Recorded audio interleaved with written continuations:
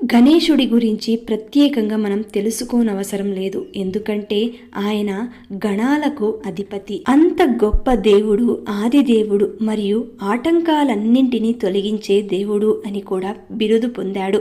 కాబట్టి అతనికి విఘ్నేశ్వరుడు అని కూడా పేరు వచ్చింది. అంతేకాదుండోయ్, ఏదైనా పని లేదా పూజను ప్రారంభించే ముందు మన భక్తులందరూ కూడా వినాయకునికి ప్రార్థనలు చెప్పుకుని ఎలాంటి అడ్డంకులు రాకుండా వాటిని తొలగించి మనం చేసే కార్యం నిర్విఘ్నంగా పూర్తి అవ్వాలని కోరుకుంటాం. కాబట్టి ఆయనను భక్తితో ఆరాధించండి. ఒక మంత్రం చెబుతాను. ఇది ఎలాంటి ఉద్యోగం కోసమైనా ప్రయత్నం చేయవచ్చు. ప్రభుత్వ ఉద్యోగం కోసమైనా లేదంటే ప్రైవేట్ ఉద్యోగమైనా సరే దీనిని రోజు 21 సార్లు మీరు ప్రయత్నం చేయాలి. 42 రోజులు ప్రయత్నం చేయండి.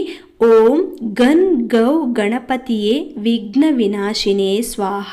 దీనితో